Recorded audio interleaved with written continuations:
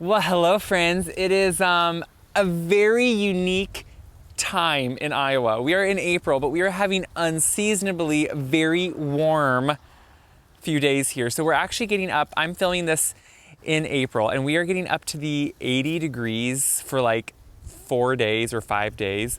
That's really warm for this time of year. And that means everything is just exploding. The grass is turning green, the garden, the garlic is really growing, the rhubarb is shooting out, the peonies are really popping up. So many things around the yard are really just coming to life. And I'm still not ready and done with my spring projects. So that's what today is all about. We're gonna do a few spring projects. What is also very true in Iowa, especially right now, the wind. You may hear it, you may not. So it is just extremely windy every day. Even though it's nice days and you wanna be outside, it's super windy, so it's kind of hard to decide what things you can get done and what things you can't.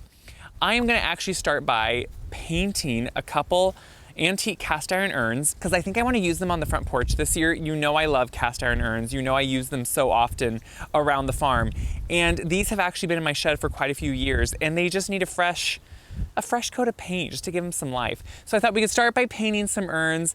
We might go on to do a little bit of fern maintenance. If you remember last year, I actually decided to try to save all of my front porch ferns, which was a first for me. I do small starts of Queen Kimberly ferns pretty much in all of my hanging baskets because it's on the south side, it gets a lot of sun.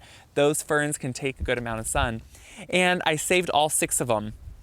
I'm actually having some pretty good thoughts on how they're looking, so I thought we could do a little bit of maintenance on them, get them ready for the growing season. Since right now the weather outside is so warm, I have them sitting outside for a few days. Usually it would still get way too cold in the evening to have any plants like that out that are tender. So I thought we could maybe work on those, kind of freshen them up, and get a few things done on the spring checklist, even though it feels like summer out. It is not summer yet, let's remember that. I came out to my back shed, barn. It's not actually a barn, it's more of a shed, but it's what you see in the back of my property a lot, and a lot of you ask what it is. And it's not really used anymore. It was an old building on the farm that at one time had livestock in it, and now in the back it's just used for some storage. So it's actually where they keep the corn head that's used for harvesting and the bean head that's used for harvesting. And I keep some of my Christmas stuff, like my sleigh and those big deer I put on my front porch. So I came back here because it's a windbreak, which obviously since I'm spray painting, I don't want to be in direct wind.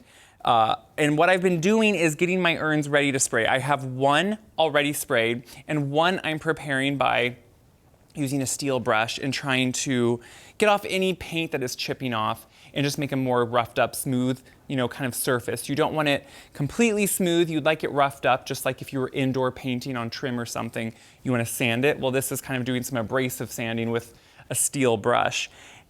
And I've actually hardly ever paint any of the antique urns I have. I usually let them kind of either go as they are, but these are going on my front porch, and I decided I'm going to take the time that I don't take a lot of times and actually do a little bit of work on them. So if you're curious, I bring them back on the gator. Here are my compost piles I've talked about. So we're way back. I even have iced coffee today. That's how warm it is outside. So here are the urns. And you can see one eye in the stand I already painted. So these are antique urns. They're over 100 years old. They're what I scour flea markets for, antique shows, whatever it is. And these I have not actually used before. They've been in my shed kind of waiting. And you can see what they usually have on them. Originally, they most likely would have been, you can kind of see hints of it, just little hints of it underneath this silver paint is a dark green kind of park paint, like what you see park benches in. That's most likely what they would have been, because they were probably either in a cemetery or in a park. They could have been at a home, you never know. But now what I am doing is trying to rough up this. Over time, at points, people paint them with this aluminum paint because it stops the rust. It just, to me, is not the most appealing in the garden. So I'm going through and painting them that beautiful, just black. That will kind of go well with my house. I have a white farmhouse. Now you are gonna notice the inside I'm not really painting because it's gonna be filled with dirt. It's gonna be filled with soil. And so that's gonna slowly over time just keep taking off whatever you put in here, because you can see originally even the paint has never really been down in here. Now these are heavy cast iron, so the reason I don't mind using them outside even though they're antique is they're super heavy. They're gonna last a long time, and you can still get new reproduction ones. I believe someone once told me this is called the open daisy pattern because it flanges out and has this nice rim around it. you can see right there is that green color if you look really close underneath that.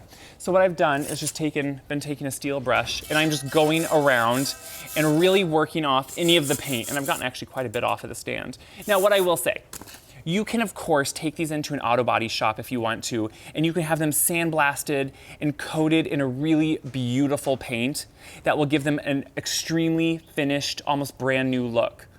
I'm not gonna invest in doing that right now. It's pretty expensive. It does look good, but this is gonna hold for a while. Someday in the future, I could do that if I wanted to, but for now, this is what I'm doing. So you will still see after it's painted, you know, some of the changes when there's kind of this big run of where some of the paint chipped off and where it didn't. So you can see in the one I painted, when you look really closely, you see some of that, but then from a distance on a front porch, you're not gonna notice that, and I'm totally fine with that.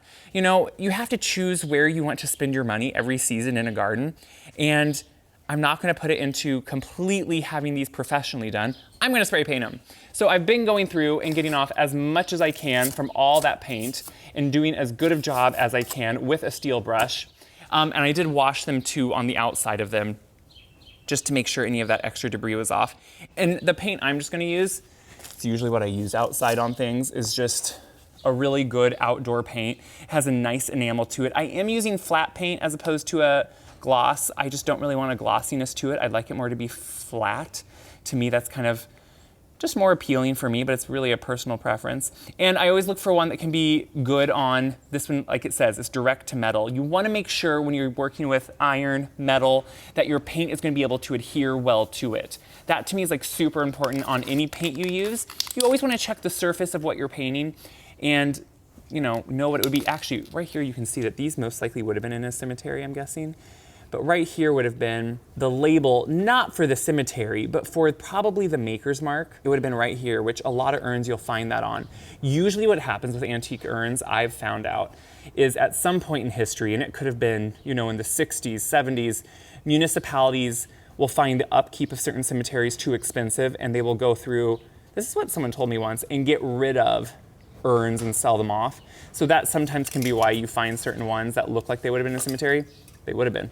So now I'm just going to start painting it just like this, which I always, when I paint, like to do short little paint strokes as opposed to just like have it go all at once, if that makes sense. So I will always, after you shake it well, I'll go through and do kind of more like this. I think that makes sure I don't have a paint run, because if you just sit in one spot, you're gonna have a drip that comes off, and I don't want that. So I'm just gonna go around, start slowly getting this all over. Oh, doesn't that already just look good? It really brings out that beautiful decoration on it. So I'm gonna paint both of them, kind of give them a good once over coat, and we'll be done.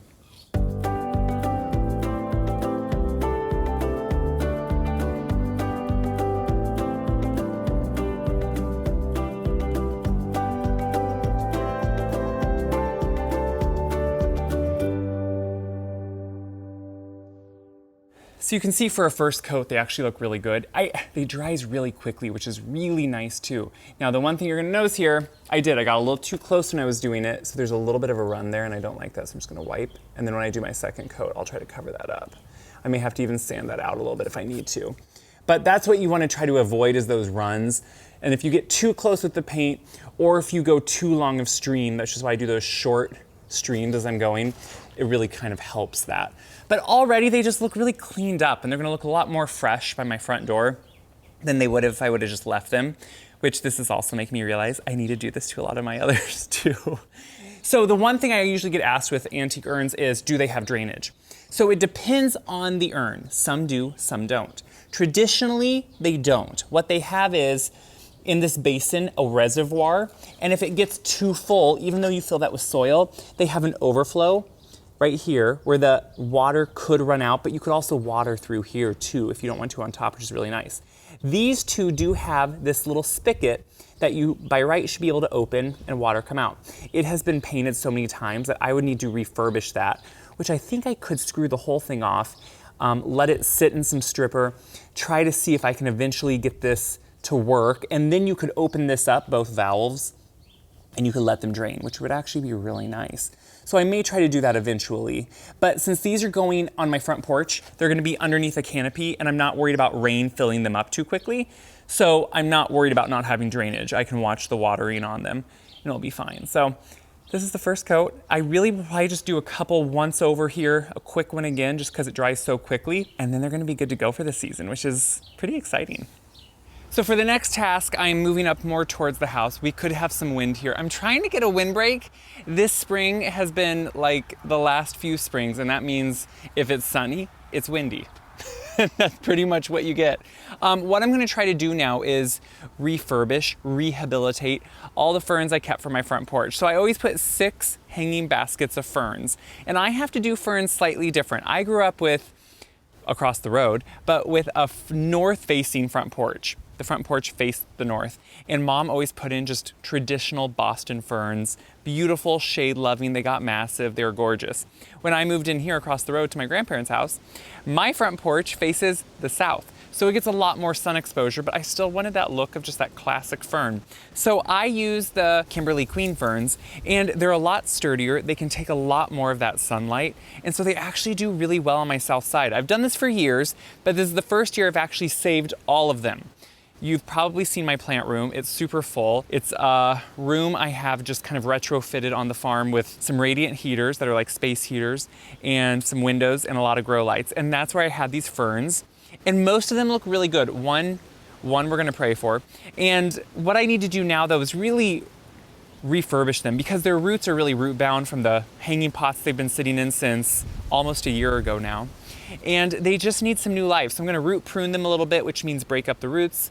Gonna go through, they had some succulents that were doing really well too, but I'll need to trim on those and do some different things. So let's work on them a little bit. Before we get going, I really wanna show you what I'm working with. Here's what I'm about to do, but I have my usual suspects. I have my all-purpose just organic potting mix. You know I love this from Espoma. I will be working in some biotone, also from Espoma. It's just a really good root stimulator. It really helps those roots have an organic way to really be activated and really just have a good base when they're beginning. And then I usually put in also some plant tone. It's just, again, an all-purpose way to kind of feed them organically. But what we have here is my ferns, and you can see they have been really kind of, not haggard, but they have a lot of excess growth on them. They have a lot of growth around their roots, and you can see it's lots of new growth along with some succulents. And so what I'm gonna do is just go in there and really break all this apart. Sometimes if they have an extra start of a fern, like this one, you can see it started a whole extra plant. I'll probably break that off and just start with one main plant in the middle, because really what plants need, they need room to grow. So right now it's maxed out on its room to grow in their hanging baskets. I use these black hanging baskets. I want to use them again. They have a great plastic liner that has holes in the bottom. I like the plastic actually on the south side because it stops the wind from drying them out quite as quickly as a cocoa or that coconut core would. So it doesn't, the outside of it's just that rattan black, so it looks nice, but the inside really keeps the moisture in a little bit better. But what I need to do is take off some of this, just look at that root growth that just looks kind of dead. I want to take that off so they have new places to grow new roots, have a smaller root ball to begin with, so once they get put in here, they have room to grow. And you can see if you look out here into the sun, these are the succulents I'm talking about. Look how long some of them are. Now, these are gorgeous. I think these were a string of bananas maybe, and I'm gonna obviously have to trim them, but every cutting, every trim you make, you can just put into soil and it will root. That is the wonderful part of this. So I'll probably do that too with some of these that have such long ones, but let's get started. Okay, so in front of me, you can see I have this beautiful fern. Now, a lot of this top growth is from last year, this canopy, and I'm gonna really need to kind of get in there and do some kind of reworking on it. And what I'm gonna do is just start by taking off a lot of this outer soil around it. It needs room to be able to put out new life. And look at this. I'm gonna save the succulent. It already has some roots on it from a piece I stuck in the soil. So we're gonna save that and still put that in a pot. The succulents were something new I started last year. I found some really, really cheap, cool succulents in small pots. And I decided just to stick them in these hanging baskets since they were on the south side, and they exploded. What I am doing is when there's little starts like this, I'm gonna save those too. So if I need to fill in any, I can do that. Now remember, it is April in Iowa. That means it is way too early for these to be outside full time. We happen to be having warm weather, and that means it's just a good week for me to get in here and actually repot these and do it outside where I have more room. So otherwise, these would still be in my plant room because usually this time of year, we'd be having really cold weather and really getting down still into like the 30s or below.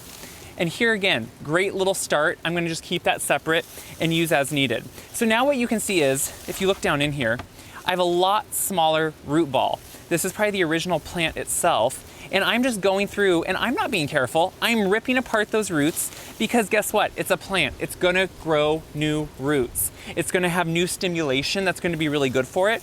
And now what I can do is go in here, and if there's any dead pieces or dead branches, I can kind of just nip those out. But honestly, this one looks really good overall. And I'm really happy with how it looks.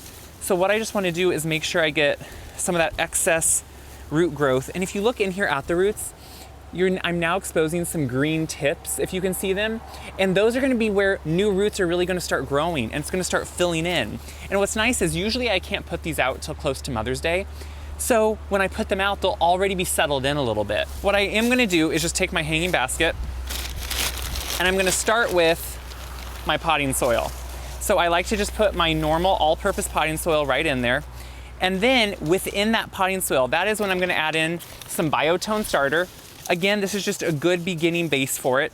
Now, remember with any of these fertilizers, they have an earthy smell. They have a slight, sometimes some people think manure smell. I actually just didn't get used to it, but they will have a slight odor to begin with, but then that kind of dissipates and you don't notice it when they're hanging there, but guess what? You know what I love about that? It's organic. That's the best part. You feel good about using it. So this is the plant tone, and I like to put that in there too because it's just a nice all-purpose feed for them just to be able to have in there.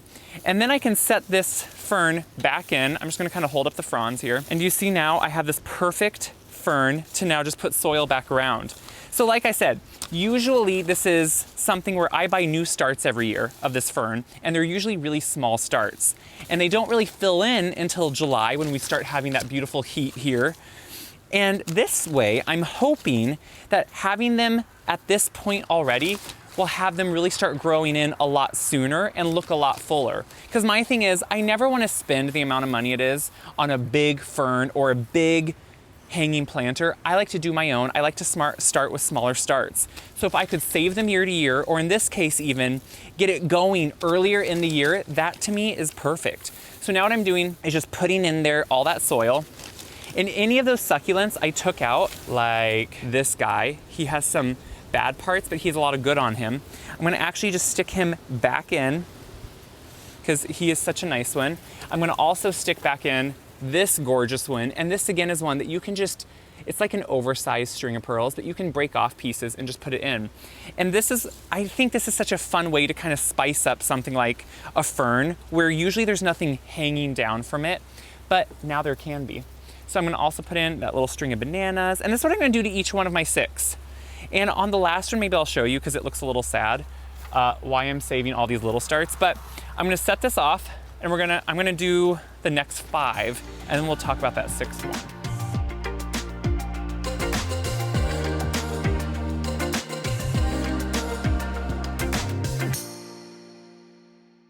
So now we're on to the 6th one, which, yeah, you see what I mean? It doesn't look too good. So this one way early on in the season, probably actually back in December, maybe, it got too cold in my plant room and it pretty much died back. Now there is a little bit of life over here and there is some life in a succulent, but this is where all of those starts are gonna come in handy that I was saving all along the way.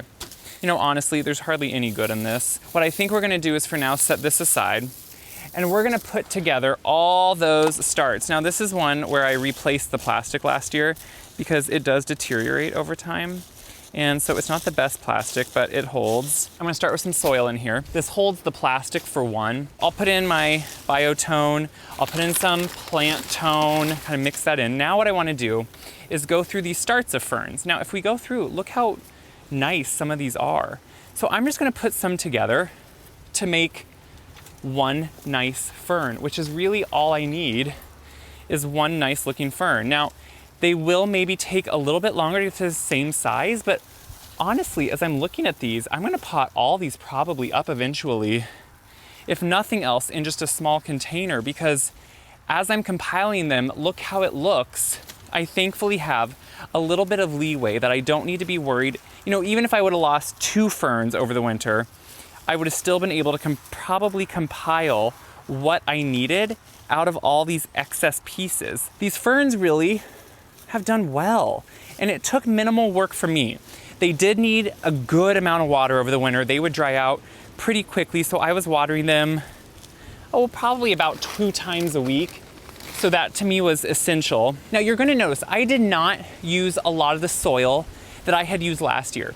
These are small hanging baskets. I feel like a lot of the soil from last year is probably depleted of a lot of its good nutrients. So instead what I'm gonna do is replenish it with new soil. And this old soil, often what I do is either use in the bottom of a really big container where I don't wanna use all good soil, or I'll actually just throw this on my compost pile. Let it work in to my compost. It doesn't really have a lot to it, but it just adds a nice little filler to the compost.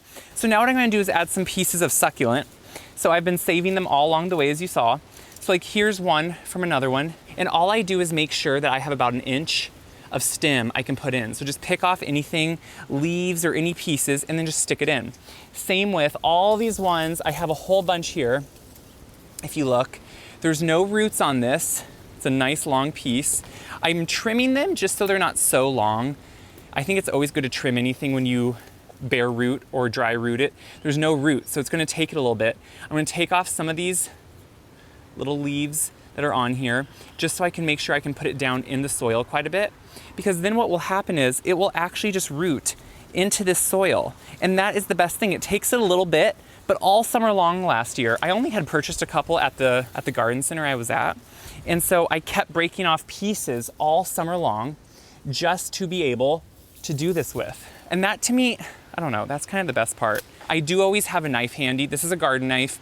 I always like it when I'm working outside, especially with plants and a big root ball, because you can cut through it really well. I just think it's important to have something that can cut through what you're working on to make sure you're actually gonna be able to get it all. So that is now the last one. So now all I'm doing is watering them all. You know, anytime you plant anything in the ground, like this right here in just some containers, you wanna make sure you water it well. One, it will actually bring the soil in and not compact it, but actually tighten it a little bit, which you really want. You wanna make sure all those air bubbles are worked out of there so there's no air bubbles around the roots that can actually dry them out. But you also just wanna make sure it's really well saturated all the way through, because then it will be easier to water in successive days. I'm gonna watch the weather. For the next few days, they're gonna be outside in the semi-shade here, kind of on the north side. When it starts getting where we're gonna have nights going into the 40s again, or the 30s, which we could get snow again, it's April, I will take them back inside. But until the weather turns, I'm gonna keep them outside because they're gonna love the warmth. Just like I do, just like I'm sure any of us do. But it isn't gonna last most likely all through the season. This is way too early to have plants out usually, but we're gonna keep them out for a little bit here. So I'm gonna let it, hopefully the wind calm down a little bit, and maybe we can go grab those urns when it does, and we can put them on the front porch and just place them. So I waited until evening because I went in and cleaned up and everything. The wind has been blowing from the south all day long, and I wanna put them up here on the front porch. So I'm waiting until hopefully it's a little bit less right now. The sun is setting, you can see behind me, and I'm gonna actually bring up, I have the one placed, they're going on either side of my front door, and I'm really excited actually how they look. They're cohesive, they're clean, they're fresh. That's what the paint is doing. So I'm going to bring up the other one. They're kind of heavy. So if you ever do this with cast iron urns, you may want help. Or if you're like me, you just do it.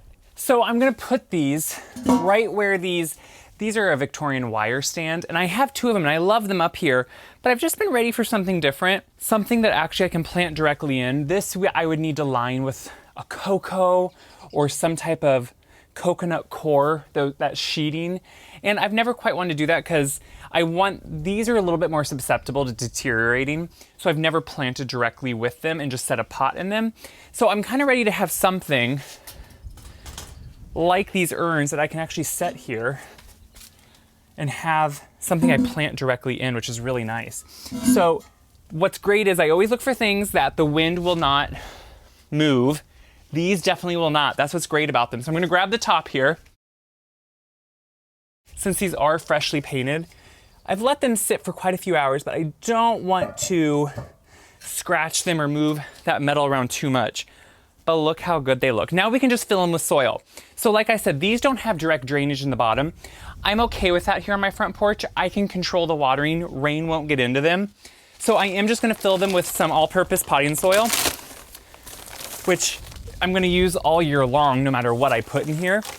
And this is kind of now to me the exciting part. I do have a few early spring annuals that can be in here for probably a month, because even though we're having unseasonably warm weather right now, we won't for long. I'm sure we're gonna go back and have some nice cool weather. So that to me is when it will really come into play that I have some early spring annuals and not my normal summer things I put in here.